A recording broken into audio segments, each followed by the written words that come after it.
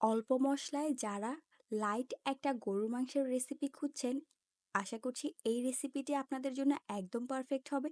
কোনো ধরনের কোনো মশলা ব্যবহার করা হয় না। সামান্য কিছু মশলা দিয়ে এই রান্নাটা খুব সহজেই তৈরি করে ফেলা যায়। আর এটা খেতে অনেক মজার হয়ে থাকে। আশা করছি আপনাদের কাছে ভালো লাগবে। এর জন্য এখানে আমি নিয়েছি গরুর মাংস। আপনারা চাইলে এখানে খাসির মাংস দিয়েও এই রান্নাটা করতে পারেন। আর এটাকে তুলনামূলক একটু বড় বড় করে কেটে নিয়েছি। এখানে আমি মাংস, চর্বি সব ধরনের মাংসই ব্যবহার করছি। আপনারা চাইলে এখানে হাড়ও ব্যবহার করতে পারেন।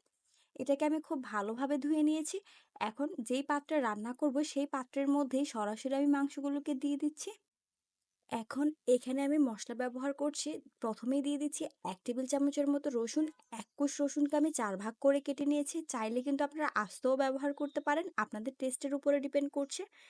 যতটুকু রসুন নিয়েছি ঠিক একই পরিমাণে নিয়েছি আদা। আদাটাকেও আমি এভাবে চিকন স্লাইস লম্বা করে কেটে নিয়েছি। দেখে নিশ্চয়ই বুঝতে পারছেন।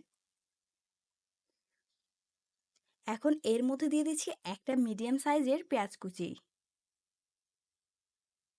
দিচ্ছি শুকনা মরিচ। এখানে আমি ৩ টা শুকনা মরিচকে মাঝখান থেকে কেটে দিয়েছি। যেহেতু এখানে আমি কোনো গুঁড়া মরিচ ব্যবহার করব না ঝালের জন্য, এটা আপনারা বাড়িয়ে কমিয়ে ব্যবহার করতে পারেন। ১ চা চামচ দিয়ে দিচ্ছি আস্ত জিরা আর ১ টেবিল চামচের মতো দিয়ে দিচ্ছি পেঁয়াজ বাটা। এটা পেঁয়াজ বাটাটা অপশনাল। আর এখানে ১ টেবিল চামচ দিয়ে দিচ্ছি আদা রসুন বাটা, এটাও অপশনাল। আমি টেস্টের পারপাসে এটা ব্যবহার করছি, আপনারা চাইলে স্কিপ করতে পারেন। এখন দিয়ে দিচ্ছি স্বাদ অনুযায়ী লবণ। এর মধ্যে দিয়ে দিচ্ছি আমি ১.৫ টেবিল চামচের মতো ভিনেগার। এখানে অবশ্যই ভিনেগারটা ব্যবহার করতে হবে, আর এখানে আমি সাদা ভিনেগারটাই ব্যবহার করেছি। দিয়ে দিচ্ছি 1/3 কাপের মতো রান্নার রেগুলার তেল।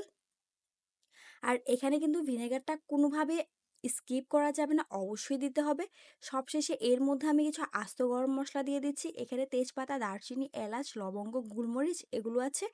এখন সবগুলো মসলা যখন দেওয়া হয়ে যাবে, এখন এটাকে আমি হাতের সাহায্যে মেখে নিচ্ছি। চেষ্টা করবেন হাতের সাহায্যে একটু ভালো করে মেখে নেওয়ার জন্য, যাতে করে মশলাটা মাংসের গায়ে লেগে যায়। আমার মোটামুটি মাখানো হয়ে গিয়েছে। মাখানো হয়ে গেলে এটাকে এভাবে আমি আধা ঘন্টার জন্য একটা সাইডে রেস্টে রেখে দিব। আধা ঘন্টা পর ঢাকনা দিয়ে ঢেকে এটাকে আমি চুলার মধ্যে বসিয়ে দিয়েছি।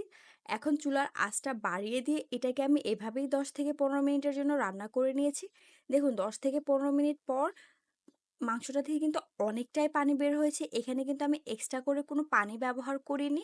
চেষ্টা করব এই পানিটা দিয়েই মাংসটাকে সিদ্ধ করে নেওয়ার জন্য। যেখানে এখানে ভিনেগার ব্যবহার করেছি, আদা রসুন আছে, এটা তাড়াতাড়ি সিদ্ধ হয়ে যাবে। এখন এটাকে এভাবেই নেড়েচেড়ে দিয়ে আবারও ঢাকনা দিয়ে ঢেকে একদম সিদ্ধ করে নিব। আপনাদের যদি পানি লাগে সেক্ষেত্রে কিন্তু কম বেশি পানি ব্যবহার করতে পারেন। এর মধ্যে আমি একটা টুইস্ট অ্যাড করছি, সেটা হচ্ছে লেমন গ্রাস। এটা অপশনাল, আপনারা চাইলে স্কিপ করতে পারেন। আর এই লেমন গ্রাসটা দিলে এর টেস্টটা বেড়ে যায়, এর মধ্যে একটা সুন্দর ফ্লেভার অ্যাড হয়, খেতে এটা অনেক বেশি মজার হয়ে থাকে। আমি এটা ব্যবহার করছি, আপনাদের কাছে যদি না থাকে সেটা স্কিপ করতে পারেন। এখন সামান্য একটু নেড়েচেড়ে এটাকে ঢাকনা দিয়ে ঢেকে সিদ্ধ হওয়া পর্যন্ত অপেক্ষা করব।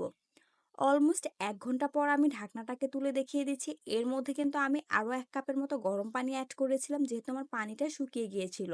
আর এ পর্যায়ে মাংসটা একদম 100% সিদ্ধ হয়ে গিয়েছে। এটা আমি অফ ক্যামেরায় চেক করে নিয়েছি। দেখে নিশ্চয়ই বুঝতে পারছেন মাংসটা দেখতে কেমন হয়েছে। এর মধ্যে কিন্তু আমি কোনো ধরনের কোনো গুঁড়া মসলা ব্যবহার করিনি। এখন ফ্লেভারের জন্য এখানে আমি দিয়ে দিচ্ছি কিছু কাঁচামরিচ। এটা আস্ত ব্যবহার করছি। আপনারা যদি ঝাল পছন্দ করেন সেক্ষেত্রে এটাকে কেচে ব্যবহার করতে পারেন। এখন আবারও এটাকে এভাবেই ঢাকনা দিয়ে ঢেকে চুলার আঁচটা একদম লোতে রেখে ১০ মিনিটের জন্য দমে রাখছি। ১০ মিনিট পর আমি ঢাকনাটাকে তুলে দেখিয়ে দিচ্ছি। এখন মাংসটা কিন্তু একদম 100% সিদ্ধ হয়ে গিয়েছে। আপনারা এ পর্যায়ে এটাকে চুলা থেকে নামিয়ে নিতে পারেন। দেখে নিশ্চয়ই বুঝতে পারছেন এটা দেখতে কেমন হয়েছে। এটা তৈরি করতে অনেক কম মসলার প্রয়োজন হয়, কিন্তু এটা অনেক মজার হয়ে থাকে খেতে। এ পর্যায়ে আমি এটাকে চুলা থেকে নামিয়ে নিচ্ছি। এখন এটাকে আপনারা আপনাদের পছন্দ অনুযায়ী সার্ভ করতে পারেন। রুটি, পরোটা, লুচি কিংবা পোলাও যেকোনো কিছুর সাথে এটা খেতে খুব মজার হয়ে থাকে। এটা অল্প মসলা দিয়ে তৈরি করলেও এই মাংসটা খেতে অনেক মজার। আশা করছি আপনাদের কাছে ভালো লাগবে। Thanks for the watching. Bye bye.